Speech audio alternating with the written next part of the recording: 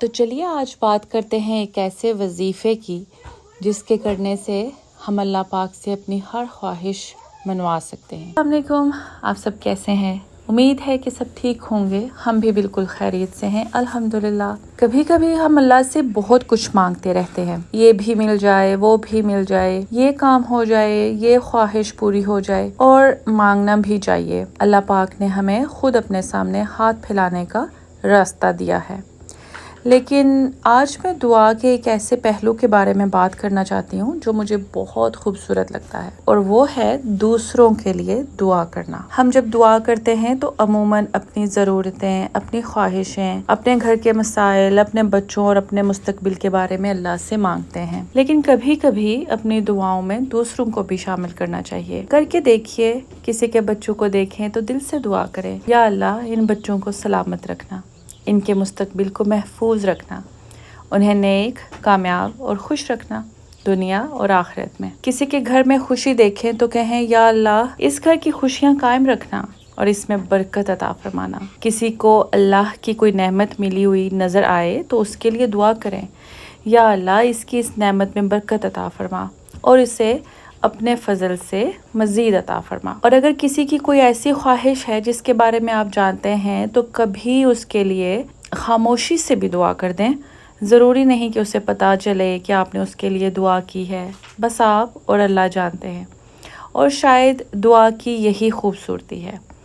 رسول اللہ صلی اللہ علیہ وآلہ وسلم کی ایک حدیث میں آتا ہے کہ جب کوئی مسلمان اپنے بھائی کے لیے اس کی غیر موجودگی میں دعا کرتا ہے تو فرشتہ کہتا ہے آمین، اور تمہارے لیے بھی اسی طرح۔ یعنی آپ کسی دوسرے کے لیے خیر مانگ رہے ہیں اور فرشتہ آپ کے لیے بھی وہی دعا، وہی خیر مانگ رہا ہے۔ تو دوسروں کے لیے دعا کرنا دراصل اپنے لیے بھی خیر مانگنے کا ایک خوبصورت طریقہ بن جاتا ہے۔ مجھے لگتا ہے کہ ہمیں دعا کو صرف اپنی ضرورت پوری کروانے کا ذریعہ نہیں سمجھنا چاہیے۔ دعا تو اللہ سے ہمارا تعلق ہے، ہم اس سے اپنی بات بھی کریں، اپنی خواہشیں بھی مانگیں، اپنی پریشانیاں بھی کہیں، اور دوسروں کے لیے بھی خیر مانگیں۔ یہ ایک اور بہت خوبصورت چیز ہے جو شاید اس کے ساتھ ساتھ ہمارے اندر پیدا ہوتی ہے، ہمیں اپنی نعمتیں نظر آنا شروع ہو جاتی ہیں۔ جب انسان دوسروں کے لیے اچھا سوچتا ہے، ان کے لیے دعا کرتا ہے، ان کی خوشیوں کی خیر مانگتا ہے، تو آہستہ آہستہ اس کی اپنی سوچ بھی بدلنے لگتی ہے۔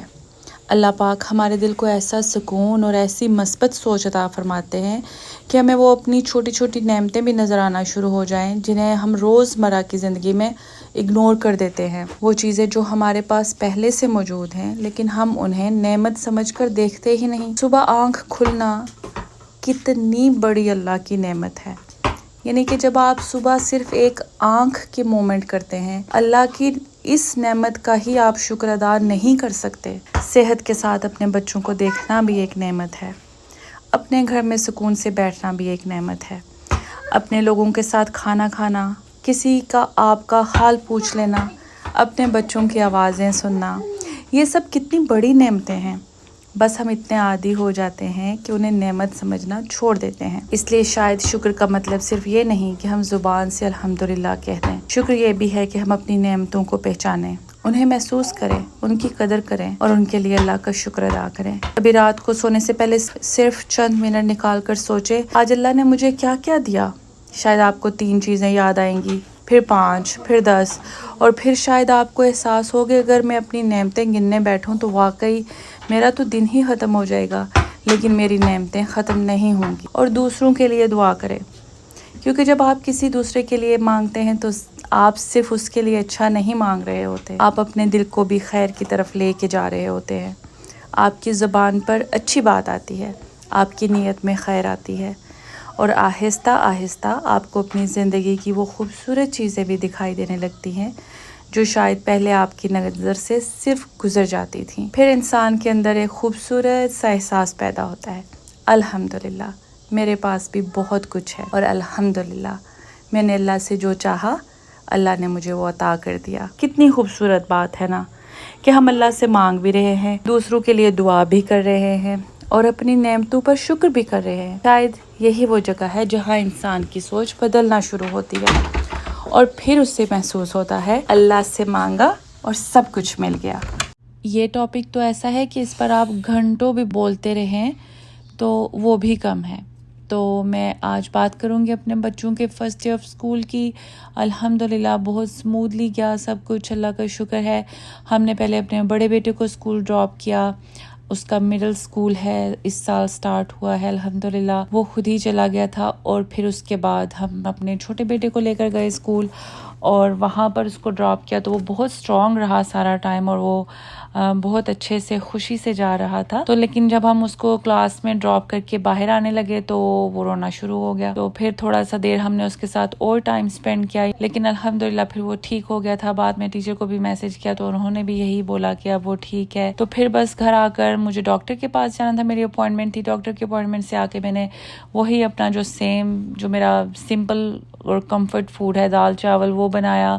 اور پھر بچے آ گئے، ان کے بابا اسکول سے لینے گئے تھے، وہ بنا کے. اور بس پھر اس ٹائم پہ میں نے چائے وغیرہ کے لیے کچھ ساتھ ریڈی کر لیا. بچوں کے لیے کچھ سینڈوچز تھے، کچھ فرینچ ٹوسٹ وغیرہ تھے. یہ بریڈ جو ہے یہ براؤن بریڈ ہے تو اس کا کلر کوئی اتنا شاندار نہیں آتا. اور میں سمجھ سکتی ہوں کہ کچھ لوگوں کو میری یہ باتیں یا میری ویڈیوز سم ٹائمز ایسے لگتا ہو کہ شاید اتنی انٹرسٹنگ نہیں لگتی ہوں گی، کیونکہ میں کوشش کرتی ہوں کہ میں ہمیشہ اپنی ویڈیو میں، اور سٹارٹنگ سے ہی جب میں نے سٹارٹنگ سے بھی ویڈیوز بنائی ہیں تو میں نے ہمیشہ کوشش کی ہے کہ میں کوئی پازیٹیو میسیج ضرور دوں.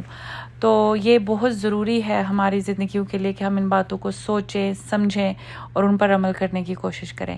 Thank you so much for watching today's video. Comments میں ضرور بتائیے گا کہ آپ کو کیسی لگی. اپنا خیال رکھیے، خوش رہیے، اپنے ارد گرد رہنے والوں کو بھی خوش رکھیے. اللہ پاک ہم سب کا حامی و ناصر ہو. اللہ حافظ.